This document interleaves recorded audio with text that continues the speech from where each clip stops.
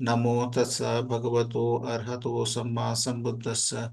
Namo tassa bhagavato arhato samma sambuddhassa. Sadhu, sadhu, sadhu. So today's sutta is a very kind of important sutta, and those are there are certain aspects of stream entry which are kind of explained by the Buddha over here very clearly, and there is a lot of misunderstanding about stream entry and the connection of stream entry with our craving and clinging, because that reduction in craving and clinging and aversion is seen in Sakadagami, that is the next stage. So what is required for a person to be called a sotāpanna? There are certain options the Buddha is explaining, and there is a kind of a story which is going through. So we'll just start with this sutta. I'll just share the link first. So if anybody wants to follow through, this is Samyutta Nikaya 55.24, Sarakani Sutta, to Sarakani the Sakyan. In those days, the Blessed was living in Sakyan kingdom, in the city of Kapilavastu, at Nigordha monastery. At that time, Sarakani the Sakyan had passed away. The Buddha declared that he was a stream enterer, not liable to be reborn in the lower worlds, and headed towards Nibbana. After hearing this, several Sakyans came together complaining, grumbling, and objecting. It's incredible. It's amazing. Who can't become a stream enterer these days? The Buddha even declared Sarakani to be stream enterer after he passed away. Sarakani was too weak to keep the 5 precepts. He used to drink alcohol. So one thing has to be noted, that Buddha was there in his previous kingdom. Okay, so when he was there in the previous kingdom, many of those relatives who were there were still not kind of paying enough respect to the Buddha, because they thought there is a kind of a familiarity with the person, you know. So there was maybe there was a group of them who kind of were grumbling about this aspect. Now, what they are kind of trying to point out is that how can somebody become a sotāpanna if he was falling back and was breaking a precept? So first, this concept has to be kind of understood about the precepts and the link to the clarification of the mind. So whenever we are breaking a precept, if we take the precept once again sincerely, like saying that we will, we kind of acknowledge our mistake, we see the kind of the error in our work or error in our ways, and then we kind of take the precept once again. So what has happened is, in the past has happened. I cannot change the past, but I will strive to work in the future. So what happens is, when you take the precepts, the 5 precepts, that if a precept was broken, you kind of acknowledge the breaking of the precept and take the precept again, you are once again made whole. That is, that your mind becomes inclined to the path once again. Then Mahanama the Sakyan went to the Buddha, bowed respectfully, sat down to one side and told him about the complaining of some Sakyans. The Buddha said, Mahanama, when a lay follower has gone for refuse to the Buddha, the Dhamma and the Sangha for a long time, how could he be reborn in the lower worlds? If I were to declare someone who has gone for refuse to the Buddha, the Dhamma and the Sangha for a long time, it would be Sarakani the Sakyan. Sarakani the Sakyan has gone for refuse to the Buddha, the Dhamma and the Sangha for a long time. How could he be reborn in the lower worlds? Mahanama, take a certain person who has unshakable confidence in the Buddha, the Dhamma and the Sangha. He has joyful wisdom and rapid wisdom and has achieved liberation. He has realized the undefiled liberation of mind and liberation by wisdom in this very life.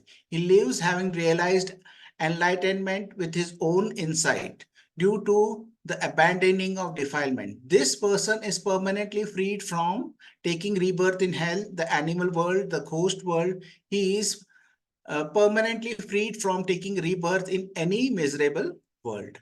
So the Buddha is saying that if someone has confidence in the Buddha, Dhamma, and the Sangha, then he is bound to be reborn in a good destination, and he will not be reborn in a lower destination. So this is one explanation of the sotāpanna.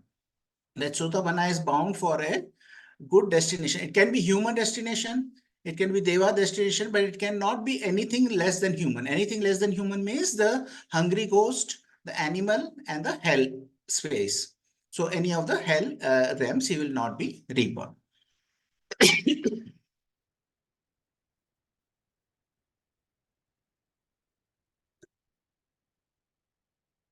Mahanama, take another person who has unshakable confidence in the Buddha, Dhamma, and the Sangha. He has joyful wisdom and rapid wisdom and has not achieved liberation. So this, I am I think that what the Buddha is saying, achieved liberation means that he has become awakened. Okay. So this is a person Buddha is maybe referring to is an arahant. Mahanama, take another person who has unshakable confidence in the Buddha, Dhamma, and the Sangha. He has joyful wisdom and rapid wisdom and has not achieved liberation. However, with the abandoning of the 5 lower fetters, he attains the 3rd stage of awakening. He is reborn spontaneously in the Suddhasa Brahma world. Suddhasa Brahma worlds are the worlds where anyone who is an anagami will be reborn.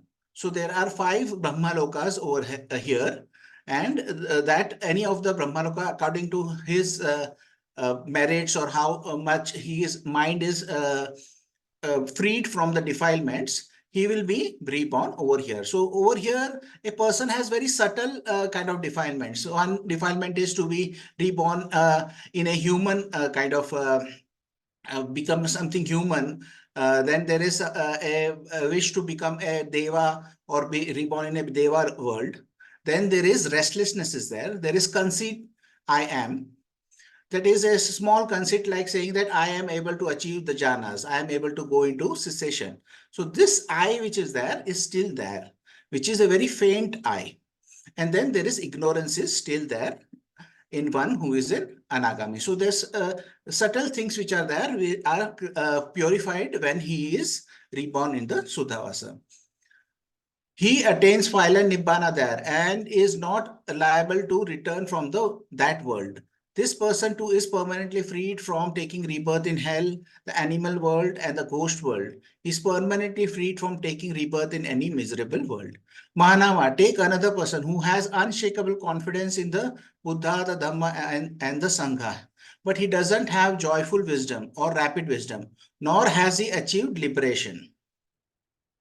With the abandoning of the 3 fetters, the 3 fetters are, one is the doubt that this path will take you forward. Okay, that is one thing which he has dropped. That fetter has been broken. Second fetter is that he knows that the Silabata Paramasa does not work. That is, doing rites and rituals will not change what is happening in my mind. So that does not mean that you don't do any rites and rituals. There are certain rites and rituals which are done for skillful means. So that is done because there are certain things which has to be done. Then you can do the rites and rituals, but it will not lead to my awakening. It will not lead to my clarification of the mind. It will not lead to the reduction in the attachments which I have. That is clear to the person. Then he has insight into the impersonal nature of things. In meditation, if I have to say that one sees that how the thought arises on its own, stays on its own, and goes on its own. When he sees this with wisdom, that, oh, this is impermanent. And then whenever he kind of contemplates anything, like he contemplates the body, how the body is changing all the time. When I was a young person, I had a different body. When I am kind of a middle-aged person, I am different body. When I'm old, there will be a different body. So there's a kind of insight which is there for impermanence. That does not mean that he kind of fully understands the impersonality, because even an anagami has a conceit of I am. So only when one becomes an arahant, the whole of the conceit which is there will be eliminated. So at this first stage, one kind of has insight into impersonality. Impersonality can be that how is something arising on its own, staying on its own, and going on its own. So this can be seen through meditation. So this has abandoned the three fetters, and the weakening of greed, hate, and delusion. So what happens is that his kind of the greed which is there, or lust which is there for things, will be reduced. Say previously he wanted to watch all kind of movies, all kind of TV shows and something like that. But later on he may want to kind of not watch them that much. Maybe if it is there, he will watch it. If it is not there, it does not watch.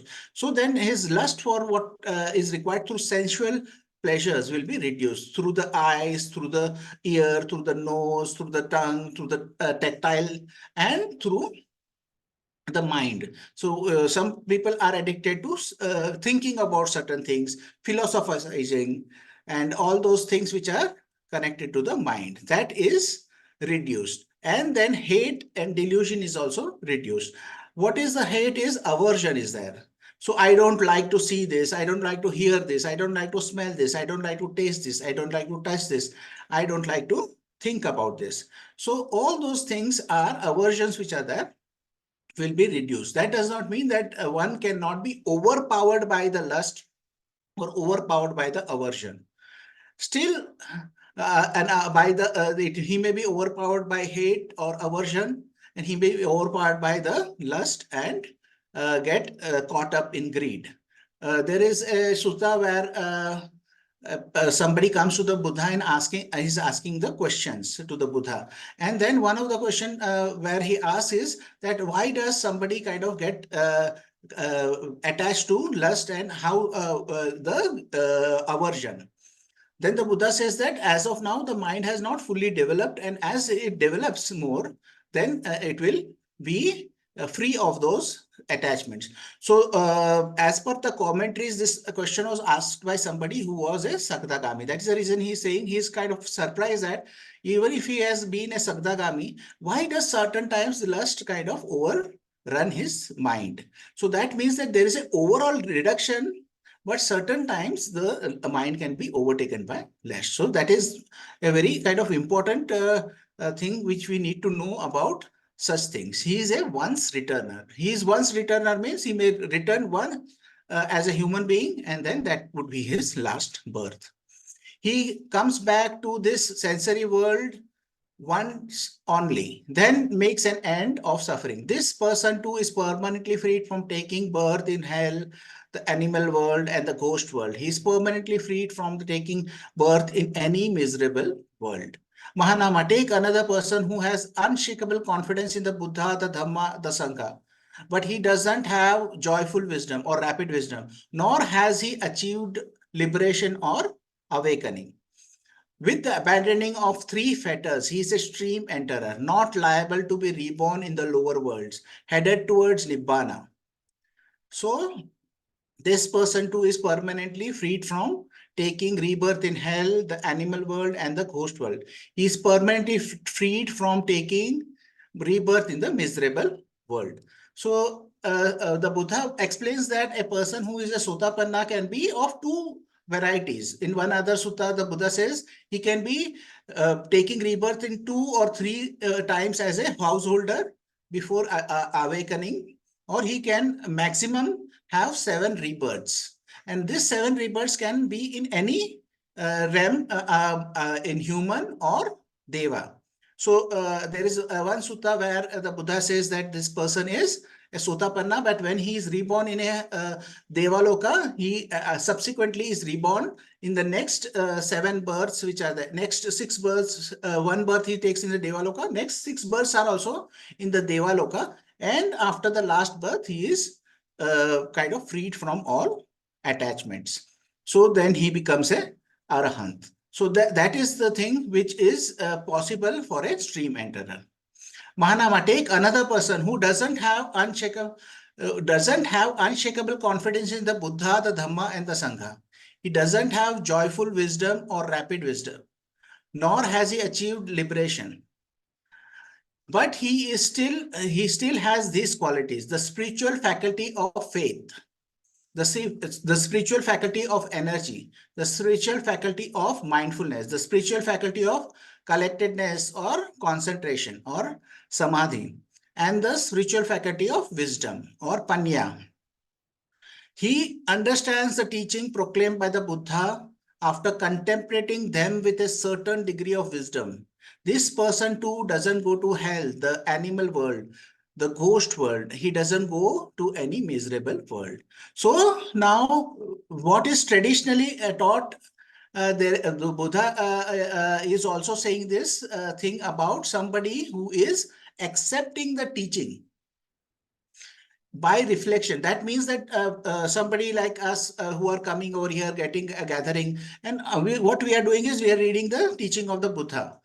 Now, when you hear the teaching of the Buddha, you say, does it logically make sense? Then you contemplate about this teaching and say, oh, it makes sense that this is true. To me, it is true. It is a personal acceptance of the teaching after reflecting on it.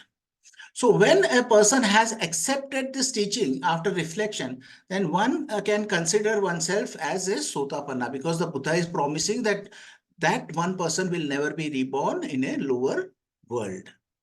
Okay, so that is how one is a sotāpanna, even while contemplating about the teachings. Now, one other thing in other suttas it has been mentioned is that the part of precepts goes along with this thing. So one keeps the precepts and then contemplates the teachings. So this is not mentioned explicitly over here, but in other suttas this has been mentioned that keeping of the precepts is also a kind of a condition over there. That does not mean the teaching of the precepts is unbroken. Whenever it is broken, you recognize it, acknowledge it, and kind of take a adhitthana that you will not break it in the future and take it. Again, you break it, then again you kind of accept it, then take the precepts once again. So it means that you kind of make yourself whole after making the mistake. So you acknowledge that the mistake has been made and take the precepts once again. Mahanama, take another person who doesn't have unshakable confidence in the Buddha, the Dhamma, the Sangha. He doesn't have joyful wisdom or rapid wisdom, nor has he achieved awakening. But he has 3 qualities: the spiritual faculty of faith, the spiritual faculty of energy, the spiritual faculty of mindfulness, the spiritual faculty of collectedness, and spiritual faculty of wisdom. So these are called faculties, and they are also called powers. Okay. So these are the 5 faculties, and then there are the 5 powers also. How does the faculty and power make a difference? As per one of the commentaries, the difference between the faculty and the power, because they have the 5 components are the same. Okay. The difference is in the person who has become a sotāpanna or higher. If one becomes a sotāpanna or higher, that same quality becomes their power, and then they can go further on the path. So that is the difference between the faculties and the powers, as explained by one of the commentaries. And he has a degree of faith and love for the Buddha. This person too doesn't go to hell, the animal world, or the ghost world. He doesn't go to any miserable state. So now the Buddha is saying that even if one person has faith in the Buddha, Now, the faith in the Buddha is also certain times mentioned as faith in the Buddha's awakening. That means that he accepts the fact that one who can work and understand the mind can reach a point where he can be without any attachments. So he is not kind of having faith in just the person, the Buddha, but the awakening of the Buddha.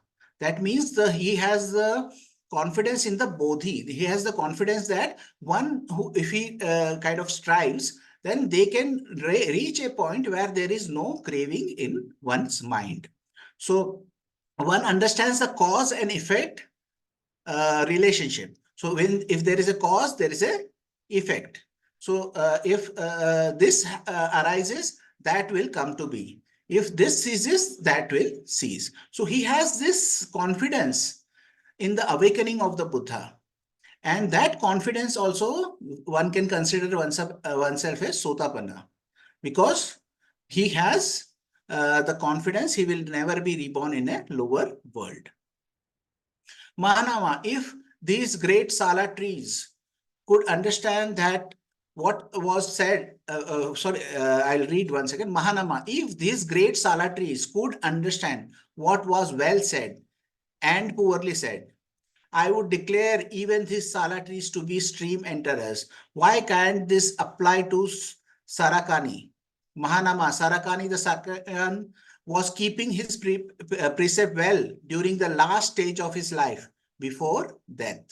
So the Buddha kind of points out that Sarakani may have reckoned his precepts in the last, means in the past, but before he passed away, he had taken the precepts once again, and he passed away in a complete manner.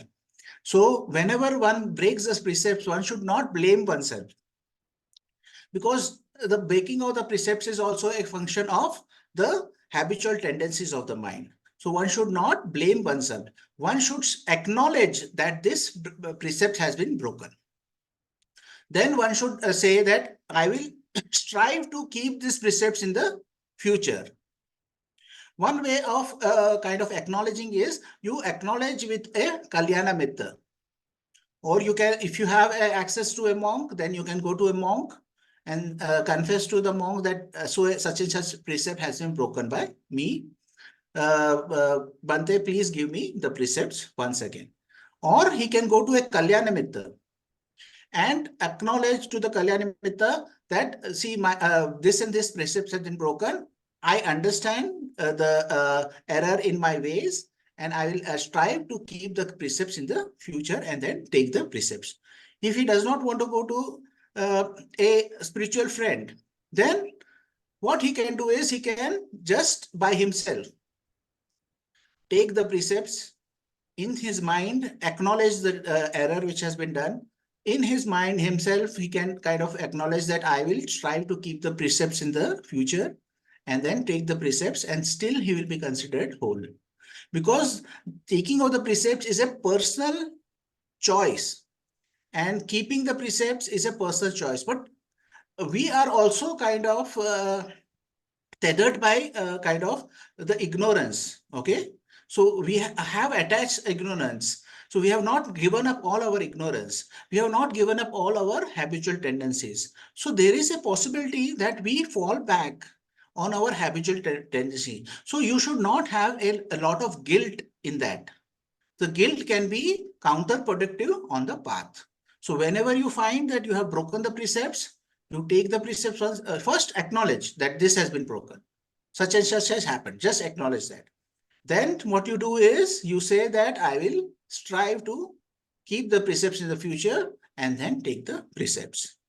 One of the other suttas I have read in the Zoom meeting, and it may be there on the YouTube also, was about this same thing, about the precept the Buddha is saying, that once somebody acknowledges that such and such I have done in the past, I have killed such and such in the past, what can one do? I cannot change the past, but I will be careful in the future. And then he takes the precept. That precept is the right way of taking the precepts. Just taking it as a rites and ritual has no effect on the mind. First, one has to acknowledge the breaking of the precepts, then kind of ensure that he kind of makes a mental note of keeping the precepts in the future, and then he takes the precepts. When he does that, then he purifies the mind. So he may have had kind of alcohol in the past, maybe broken the precepts, but he had unshakable confidence in the Buddha. And again, what he had done is, before he passed away, he had taken the precepts. So Bhante also used to work within an hospice, okay, with people who were dying. And then he found that there were certain passages in the Bible which were very similar to the precepts. So he understood that I cannot give them the 5 precepts, but I can give these precepts which are the same and similar to what is there. So he would read them and give them the precepts. So when that was given, he found that the people were becoming calm before they passed away. And once what happened was that he had just given the precepts, and the person was in his last kind of stage, and his relatives came. So their relative came, and they were very agitated and talking over, and they did not want to stay with Bhante. So Bhante got up and just started walking. When he started walking, he had a somebody tapping his shoulder. He felt like somebody tapped his shoulder, and he turned around and saw that there was nothing. And then in his mind, he felt that somebody had thanked him.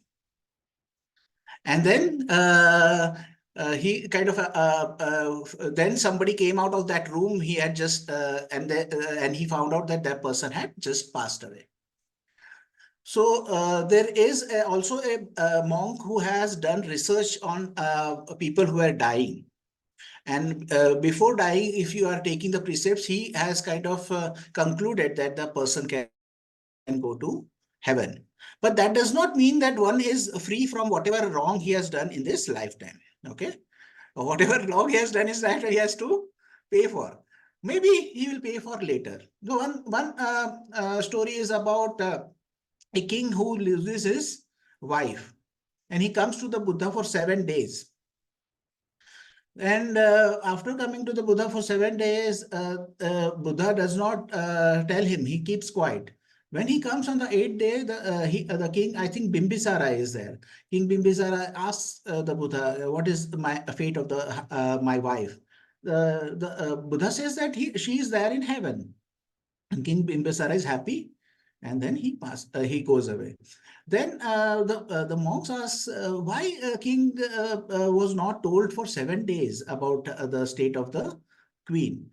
The Buddha says the king loved his wife a lot. Okay, and for the 7 days, because of doing some minor the karmic energy, she had to spend 7 days in the hell before going to heaven. Okay, so that is the reason he kept quiet for 7 days. And after she was in heaven, he told the king that your wife is in heaven.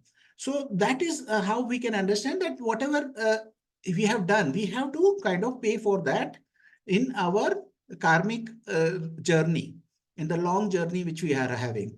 The only way we can escape this samsara is through our developing of our mind, developing of our understanding. And by developing our understanding, we can escape. And there are other suttas also, which is there, where the Buddha is saying that if you are keeping the precepts and giving, that is doing dana, then also one can consider oneself as the sotāpanna. Okay, and then there is another sutta in this Samyutta Nikaya itself. This is about sotāpannas. This whole Samyutta Nikaya chapter is about sotāpannas. In one other sutta, the Buddha says that if you keep the precepts, plus you contemplate about the Buddha, Dhamma, and Sangha, that is included in the Itipiso. But contemplating does not mean just chanting it mindlessly. Contemplating is that if you say that you are taking the first itipiso, that itipiso bhagava arahant samma sambuddho. So what is Buddha? What is an arahant? What is a samma sambuddho? You kind of contemplate on this aspect. So, and when you are contemplating on this aspect, your clarity of the concepts which are mentioned over there is clear. That means your confidence will grow in the Buddha. Then you contemplate on the Dhamma and you contemplate on the Sangha. So one who contemplates on the Buddha, Dhamma, Sangha and keeps its precepts can himself declare for himself that one is a sotāpanna. So there is no requirement for anybody to give certification or give a confirmation. You have to check in your own mind. Is my confidence in this path there, that if I continue to 6R, if I continue to do the right effort, if I continue to do the harmonious practice, that my mind will be clear. Do you have doubt, or that doubt has been removed? Second is, do you kind of accept that doing rites and rituals will not lead me to enlightenment? Do you have confidence in the fact that you are able to see impersonality in your life? So impersonality can be just contemplating about the body and its impersonality. One can say, I had no body before birth. Now I have body, and after death, I will not have body. That one way of thinking of this thing is there. You can say feeling is there. Feeling is always changing. Then there is perception is there. Then there are thoughts or sankharas are there. Then there is consciousness is there. Consciousness, how does the consciousness come? For consciousness to be there, there has to be an eye or any of the sense object and the external sense object and the meeting of the three, and that is contact. And by the contact, there is feeling, and through feeling, this is perception is there, consciousness is there. So now one can contemplate all those things and just know that about the impermanence. And if one accepts that, then one can say that, okay, I have these three qualities. Then I can consider myself a sotāpanna. You don't have to go and ask anybody. You can see your mind and see what is your clarity in your mind. And when you see your clarity in your mind, you can be assured. But sometimes there may be overestimation. So that if there is an overestimation, the Buddha says, don't worry about that. You just acknowledge the fact that this is an overestimation and then keep on striving. So the Buddha is giving many paths where one can consider oneself a sotāpanna, and how the mind can kind of not have wisdom. That means the reduction in craving is not mentioned over here. The reduction in hate is not mentioned over here. The reduction in delusion is not mentioned in other options which the Buddha is explaining. So that may mean that only your mind's bent has changed. So how the mind is now seeing that there is a craving, seeing that there is a hatred, seeing that there is delusion, just by seeing, that itself is a development of the mind. He sees, oh, I have craving, I have hatred, I have delusion. By just seeing the mind, that mind is changing its way. So just today we were discussing with Hugh. So Hugh and myself concluded this retreat over here in Deer Park, and we are discussing, and Hugh kind of mentioned this a point about just the fact that one is able to see the hatred, the craving, the hatred and delusion in one's mind. That means that is a development in the mind. And then slowly, one can become wary of kind of those cravings. One can get tired of those kind of cravings. One can get tired of the hateful mind. One can get tired of this delusional mind. And then one starts giving up. So the Buddha says that once a person is sotāpanna, he can take 2 or 3 lifetimes as a householder, or it may be taking maximum of 7 lifetimes. But one is bound for awakening. So this is a sutta I'm taking just for an encouragement, because there is a lot of a kind of misunderstanding because of sotāpanna, and it has been put on a pedestal to become a sotāpanna. And then they say that, oh, this person's means his whole behavior has changed. He does not become angry, and he is kind of become like a saint. But that is not mentioned anywhere in the sutta. Okay, they say that he does not have wisdom also. Okay, what is the Buddha pointing out? The Buddha is pointing out that the way you are looking at the world changes, and that will lead you to the ultimate reduction in the craving and the hatred and delusion. That means that craving, hatred, and delusion is reduced, means that the person has become a Sakadagami. So when you see that your craving, hatred, and delusion has reduced, then you can consider yourself a Sakadagami.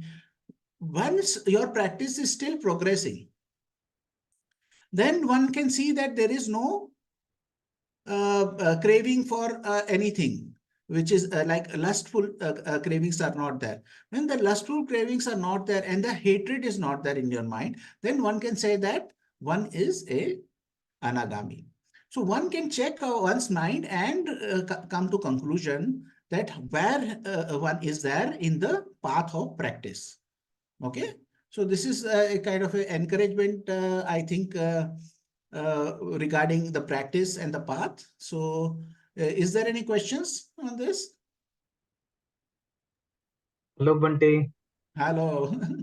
Nice talk regarding sotāpanna, Sakadagami.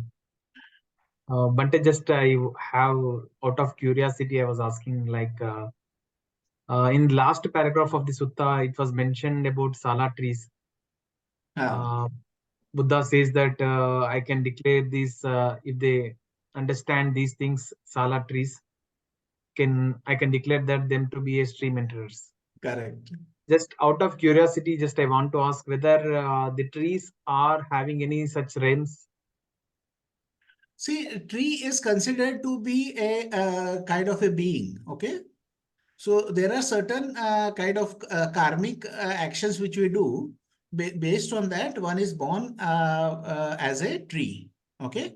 So that is what the Buddha is saying, that the tree is a being, but it is not able to kind of discern between good and bad.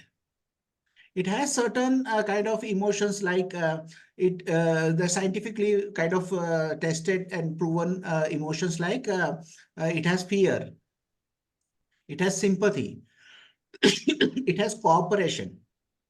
So like there was a experiment done where the tree was there hooked to certain instruments which can kind of measure their activity.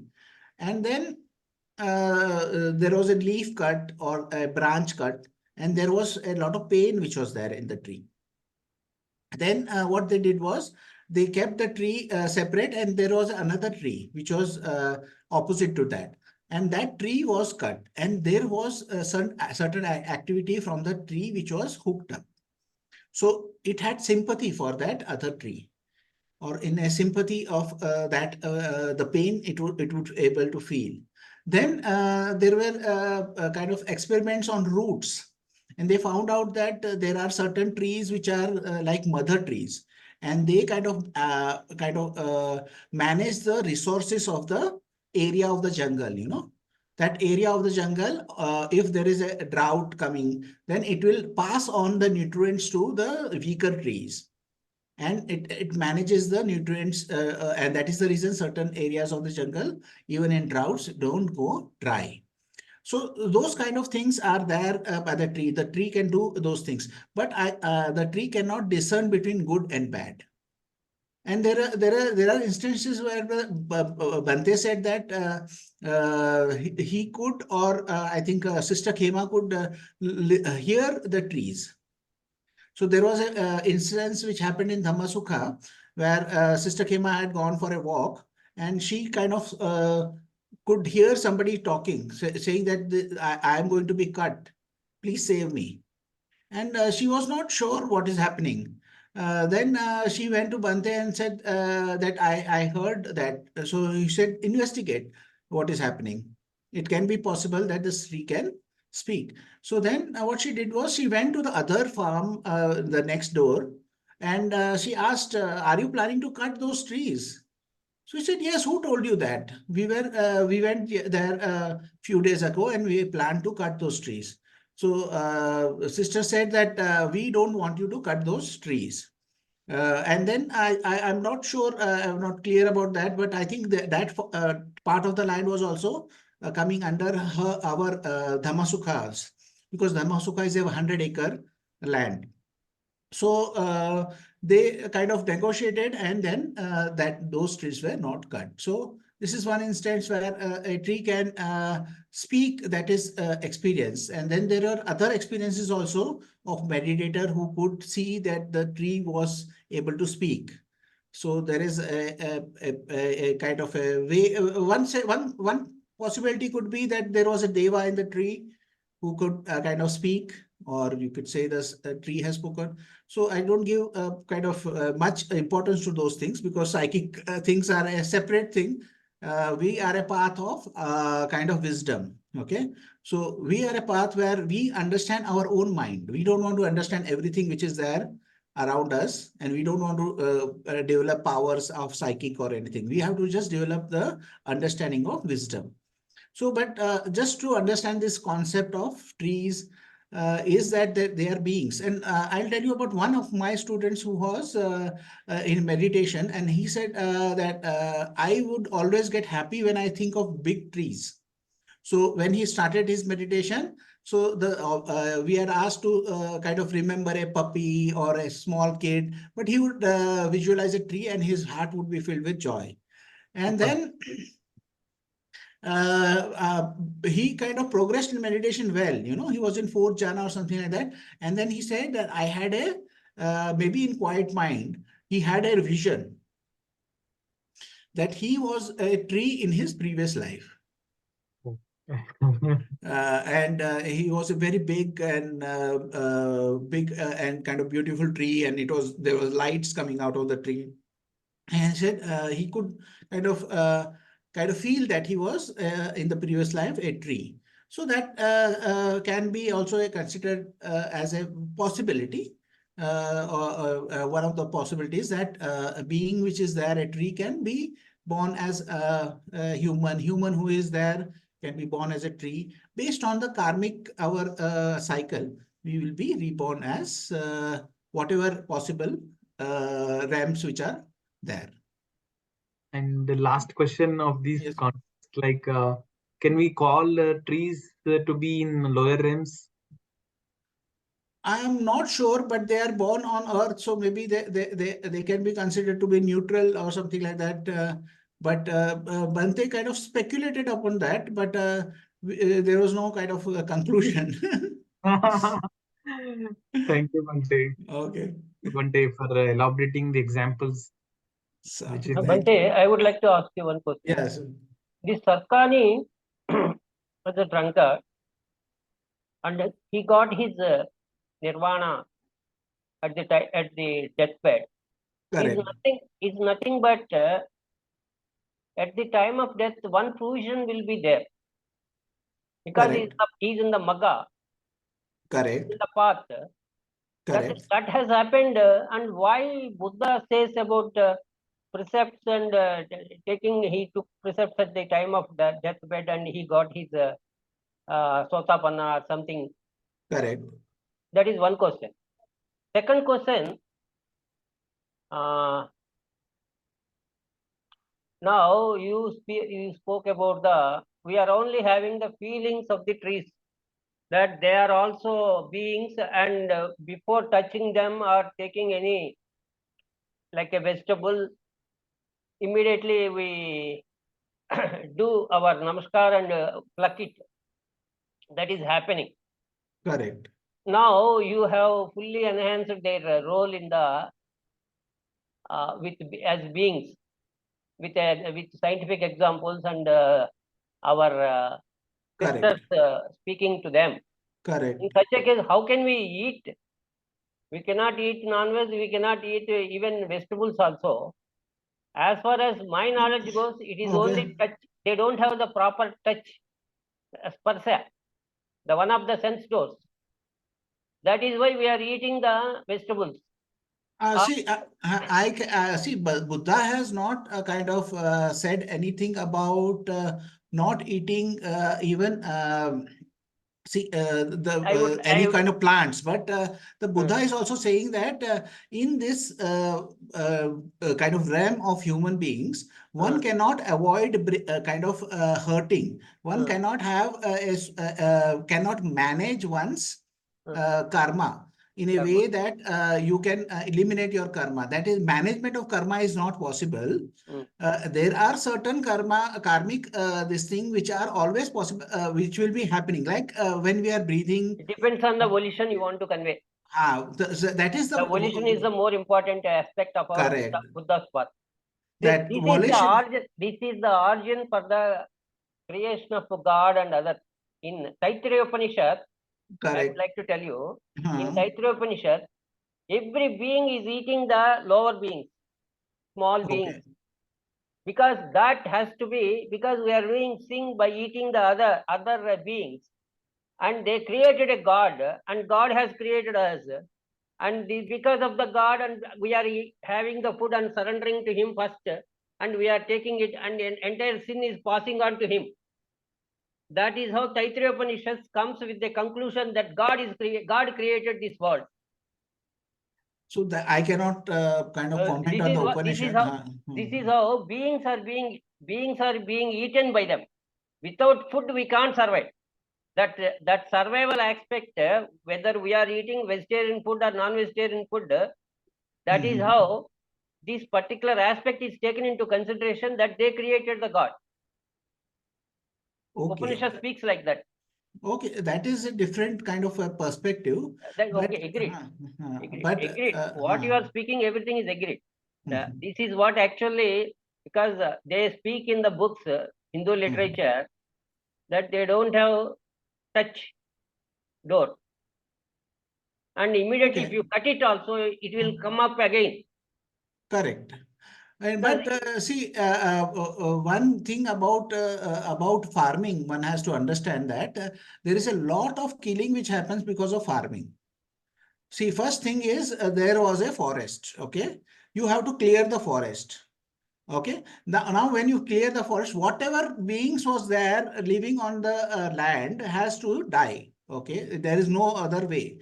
That has already died. Now what you have to do is you have to plow the field. So whatever is there in the ground has to die. Many of the earthworms are there.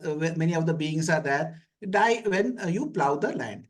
Now, to protect the kind of fields, one has to kill the rats, one has to kill the snakes which come into the field, one has to kill the scorpions which are there. I have seen with my own eyes when I was going through the Thailand Pindapata in the morning, we used to go through the rice fields. Okay, and but we are in the road, but both sides they are right field, and on the road we could see that frogs have been killed, the scorpions have been killed, the snake have been killed, and all fish have been killed. Even proper bacteria is not available in the soil. We cannot sow paddy or any other thing. Yeah, so there is a lot. They are all killing, and over a period of time, we are taking that. That is how the Upanishads has taken the view that God has to be, someone has to be there to pass on the sin. Yeah, so that is a different, that is what happens is that when somebody does an volitional action of killing, that is his own action which he's doing. Okay, so there is one other way of doing it also. There was one of my friends was there. He's not a monk. He's a very civil person, lay person. He's in South India. His father used to do the farming in this way. That when he had the farm, he put the shades. He would not put any kind of fences, electric fence or anything like that. He would not put anything to scare away the crows or the birds. So he said, whatever the birds eat, it is for the birds. Whatever comes to us, it's come to us. When he dries, he does not drive away the birds. So he says, whatever comes to me is for me. Whatever it is eaten by the birds is eaten. Then whatever he was a very poor man. Then when he lived very kind of piously and in a poor manner, when his son was getting born, that is, my friend was being in his mother's womb. So the whole village came to give him ghee, to give him things for the pregnancy, and he was born in a very nice manner. So when but that is not possible for everybody, no. So if somebody says that I'll organically farm, then not everybody can be convinced also. So everybody is doing this by their own volition. So that is their volition and that is their karma. So what we are doing is from our own volition, and that makes our karma. So that is just a managing of the karma, and but that does not release us from the samsara. We have to go one step further than that and understand the volition process of our mind. Okay. So we will be away from our habitual tendencies. So there is a thought which arises, a thought which is arising, which says that I want to kill. But if you know the 6 R's, then you know that I can recognize, release, relax, re-smile, return back, and I'll have compassion for that being rather than killing it. That is how you change your habitual tendencies. That is how you change your karmic actions also. Because the vipaka is the fruit which we have, that I have to kill. Oh, But when you have the vipaka of killing, you can 6 R that, and then you have changed your karmic kind of process. Agree. One aspect here, Mm-hmm. like you, if you get the food, you will eat it as a bhikkhu. Correct. Birds, they get the fruits. When they get the fruits, they eat it, and it is available, and it can go anywhere and eat the fruit. Correct. The same lines, lion or tiger, both of them are not getting their food. Like what is that? The maximum, some other animal is required for them. They are not able to get it. Even their Correct. action is also not volition. That volition is Chaitanya is wholesome only in such a case, if you speak. It is not wholesome, but They they are are killing. They are not they are getting like our vegetables. We are getting vegetables, and they are not getting their food. but karmically they are reborn in a the roop of a lion, because they have done something karmic. And when they are born as a lion, they kill other animals. Then what happens? Their karmic will take them much further down. They will be reborn in the hell. When they are reborn in the hell, that is cleared, then whatever the next destination is there, according to that destination they go. So it is all related to karmic. So you cannot manage the karma. One way of explaining it is how to stay with the least amount of karma. The Buddha says, praises some rishi or the ascetics of the past. He says that there are certain kind of ascetics who go to the forest and eat only the fallen fruits. They don't pluck the fruit. Whatever has fallen on the ground, they survive on that. That is the one kind of a ascetic that the Buddha praised. Then there is a second kind of ascetic who goes into the forest. He has fruit from the trees. He kind of digs the ground and has the roots also. So that is a second kind of ascetic. Then there is a third kind of ascetic who kind of comes out of the forest, goes to some near the village, lights up the fire. Whoever ascetic comes, he kind of pays respect to it, and whatever dana he is getting, that is agni, that is yagna agni, he will burn, and he will stay there. And then whatever ascetics come, he will pay respect and he will give them dana. And whatever he lives his life through dana. So there is a stages of our mind and development and possibility of what we can do. So we can not all be ascetic who can go to the forest and kind of live on the fallen fruits. So that is not required also in the Buddha's path. The Buddha is giving the path because he is also giving you the right effort, harmonious practice, 6R, whatever you say. He is giving the ability to clear your mind. He is giving your ability to kind of purify your mind. Because of that, is the escape from samsara. Without that, there is no escape. You are just managing your karma. You have a very good life as an ascetic with a pure karma. You are reborn in a heaven, then you are reborn again in the human, because when you are reborn in a heaven, you will be reborn as a king's son or a prince. You are becoming a king. Now, when you become a king, you have to give orders to chop off heads, chop off hands, torture, put them in prison. Now, this karma will take you again to hell. So this samsara cycle will keep on going. But when you understand your mind and you are able to change the direction of your mind, that is the time when you are coming to the purification of the mind. When I am understanding my mind, Mhm. it is only because everywhere the feelings are coming. Whatever I take the food, it is better to go to fields where it is dropped by farmers, that particular paddy or anything, that has to be collected and that has to be eaten by me, except that my mind is not allowing to eat any other thing. Would you like to accept it?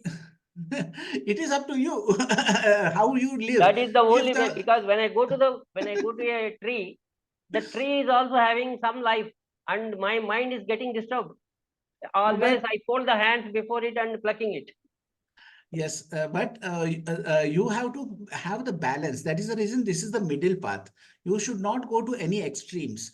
What is required is the wholesome actions and wholesome mind states. So one should understand Buddha was a realist. He was not an idealist. There is no utopia in Buddhist philosophy.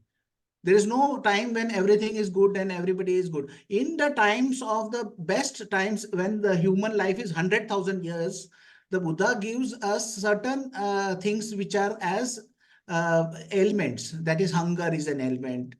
Going to the kind of the bathroom for kind of our daily needs. That is an ailment. Aging is the ailment. Then death is the ailment, birth is an ailment. So he says that in that realm also there are certain ailments as a human being when he is born in the best time also. So there is no utopia in this. So Buddha is a realist. He sees the reality and gives you the solution. If you go for idealism, then your mind will be more and more and more going to one side. And when you go to one side, you are going to an extreme. So you have to always come back. Yes. Yes. I was with regard to the trees and the fruits we get from the trees or the leaves we get from the trees. There's another analogy is that we get air from the nature. We get water from the nature. It's a dana. Like we do dana, we help others. The same way the nature also help us. If we can't imagine a state where we don't have air or we don't have water. The trees give us shelter. It gives us shade. It allows an opportunity for the birds to rest. It gives us vegetables. It gives us fruits. It's again, I take it, it's a dana from that tree to us in a Okay. different line. That's Yes. Another way of taking it. Yes, it is a wholesome way of thinking that as we have done in the past some good, we are born in a human realm, and then there are certain things which are getting as dana. So when we are doing dana, that is, we are getting certain good things. But there are certain danas which come out as the factors of awakening. Okay, like when a dana is given to a ascetic who has the jhanas. So that means that one gets 100,000 into 100,000 times. One gives to a ascetic who has a sotāpanna. So he gets unlimited. It is uncountable amount of merit. Then it's about a Sakadagami, anagami, arahant, Pacceka Buddha. Then the Sangha. When he goes to a Sangha, then he gets the uncountable amount of merits. Now, these merits can also come as factors of awakening. So one has to understand that, as you kind of rightly said, that's a very wholesome way of thinking about it, that when one does dana, then there is a nature which is, so whatever we have got is also a aspect of our receiving something. And we have to be grateful for the air, for the water, for the food, for the shelter we have. Yes. And also, I don't know, I don't remember the sutta which says that if we, for example, if we waste water, then we'll be born in the next human life. We can be born in a place where there's drought and famine. If we waste Correct. food, Yes. same way. Yes, very good. So I don't remember that sutta, but let's say that may be a kind of a good way of I'm thinking. sorry, it may not be a sutta. It was, Okay. I heard it in one of the Dharma talks. Okay, that could be, but that is a wholesome way of thinking about it, you know, thinking about the cause and effect, that what we kind of do with volition can come back to us in that manner, but it may not come back always in the same manner. Also, Buddha says that when you do something unwholesome, you cause pain. Okay, pain is the word I am using just for simplification, but that pain is something which you will experience. So that doesn't mean that if you had pushed somebody, somebody will push you. Not that way. Karmic effect and cause and effect does not work that way. It works that somebody, if you had pushed somebody, there was a pain caused. That pain will come back to you in some manner with a multiplier effect. So when you do good, you have multiplication, that if you even give to a lay person, you get 1,000 times back.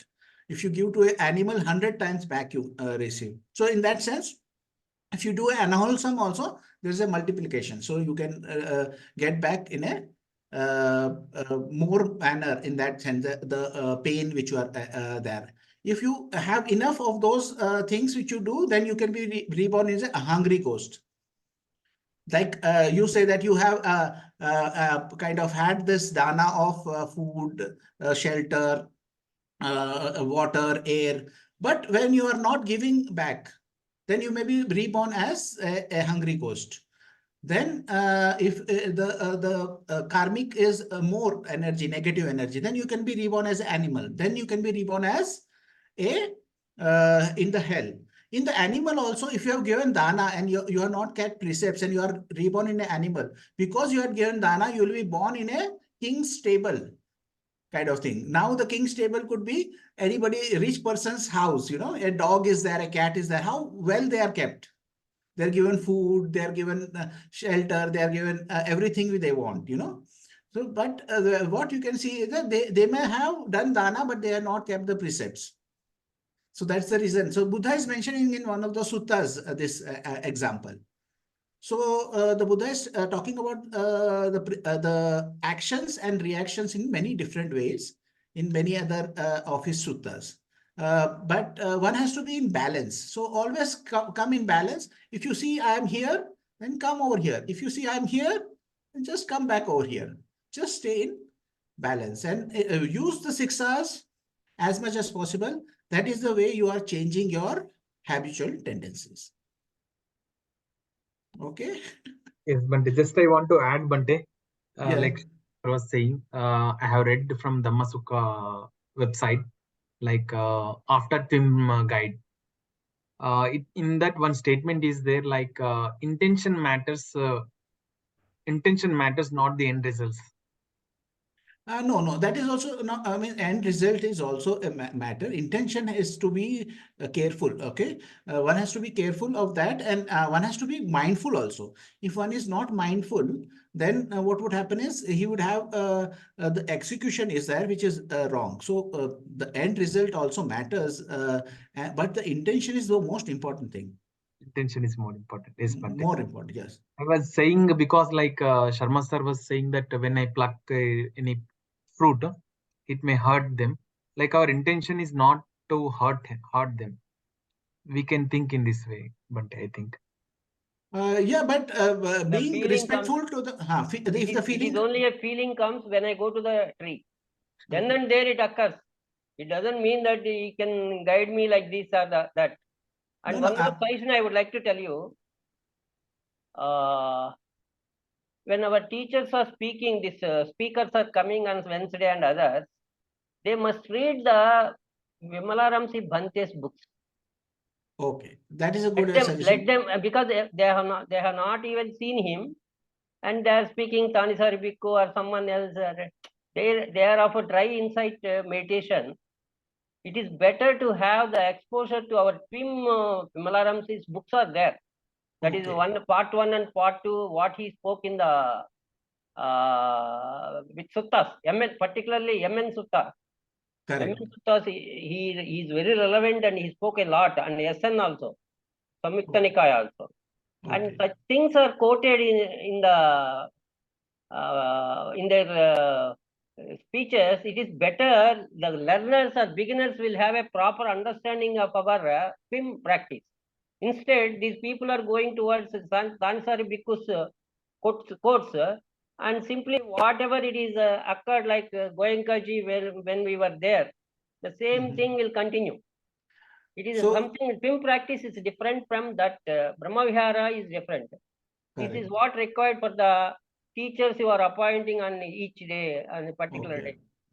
So I I saw your messages, but I am so busy now because we just completed. Retreat, huh? I am retreat. Yes, yesterday we kind of and today we were out, and then tomorrow again I'm traveling, and then again next day I'm traveling. So maybe on 6th I may get some time and I'll respond to your messages. Please, it is better. It is better. Yeah. That is my suggestion.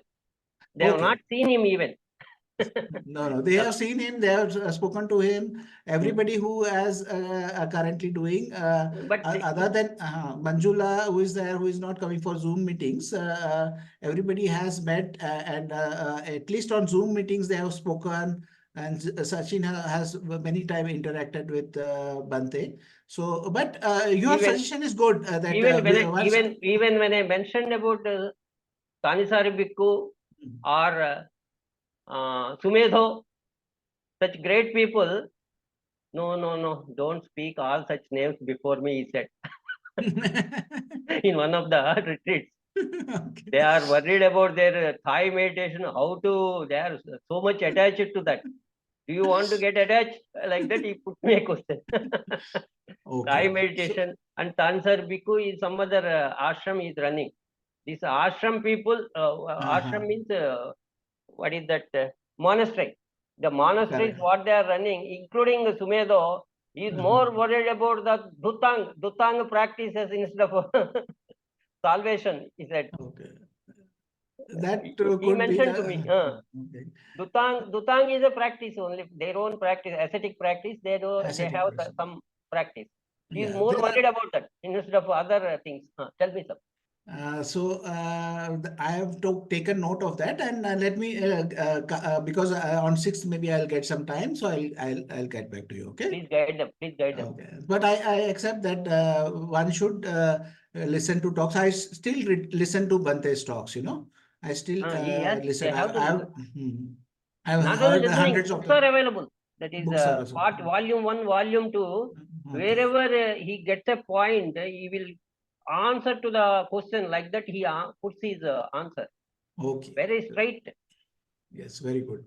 So that I have taken note, and definitely we'll kind of ask tomorrow. We have we will kind of maybe speak to some of them. So we will try and convey this message. Okay.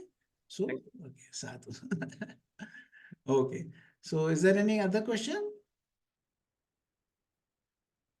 So, okay, then we can share the merits and kind of just go through this sutta if it's possible, because it has a lot of clarification on the kind of common misconception of sotāpanna. So I would request you to kind of read it once again. Okay. So thank you for coming, everybody, and we'll share the merits. May suffering ones be suffering free, and the fear-struck fearless be. May the grieving shed all grief, and may all beings find relief. May all beings share this merit that we have thus acquired for the acquisition of all kinds of happiness. May beings inhabiting space and earth, devas and nagas of mighty power, share this merit of ours. May they long protect the Buddha's dispensation. Sadhu, sadhu. Thanks, everybody, for coming. Thank you, Bhante. Thank you all. Thank you. You all. Wishing all happiness.